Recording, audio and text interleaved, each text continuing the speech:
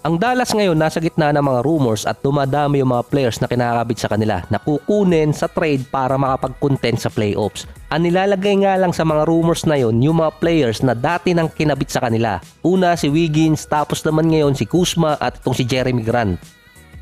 Ang Dallas din ang isa sa worst team pagdating sa rebounds. Nasa ibaba sila.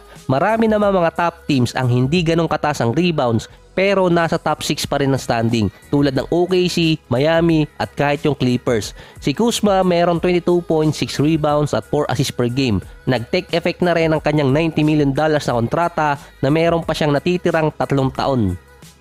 Based din sa game ni Kuzma, hindi siya ganong ka-reliable kapag mayroong siyang kasamang dalawang scorer. Hindi rin ganong kataas ang kanyang rebounds or kanyang defensive rating. Undersized pa siya para sa power forward position. Mas effective si Kuzma kung siya ang nasa second option pagdating sa scoring katulad ng sa Lakers dati at ngayon naman sa Wizards.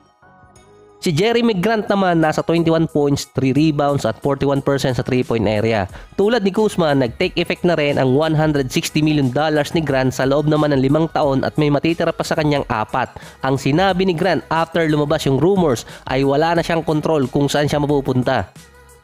Dahil ang target naman talaga ni Grant last season pa ay makakuha ng malaking kontrata. Kumpara kay Kuzma, mas reliable siya kung may kasamang dalawang scorer. Parang nangyari dati sa OKC at Denver Nuggets. Isa pa, perimeter defense din ang kulang sa Dallas. Ilang players na rin ang kinabit sa Dallas pero yung isa talaga na matagal na since 2021 pa na gusto nila makuha si Andre Drummond. Hindi nakakapitalize yun. Siya kasi yung visible na makuha ng Dallas via trade at magagamit talaga nila dahil sinabi nilang kulang sila sa rebounding at interior defense.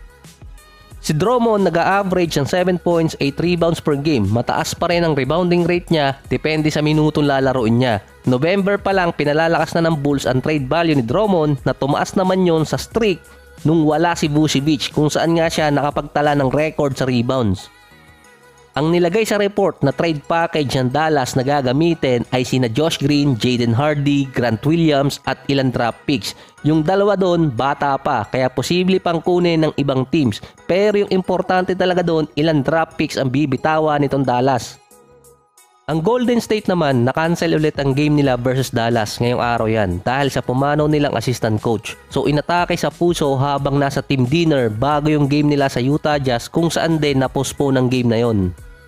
Si Coach Dejan Milojevic ay naging assistant coach ng Golden State since 2021. So sorry, hindi ko alam kung tama yung bigkas ko doon. Naging part din siya ng 2022 NBA Championship nila. Marami mga international player ang dumaan talaga kay coach lalo na yung hinandle niya nung nasa Mega Basket pa. At ang isang player na yon si Nikola Jokic. Sa part din ng management ng Warriors ngayon, marami silang dapat ayusin papasok ng deadline pero medyo tragic kasi nangyari. Hindi pa rin alam kung kailan i-reschedule yung mga games na na-postpone.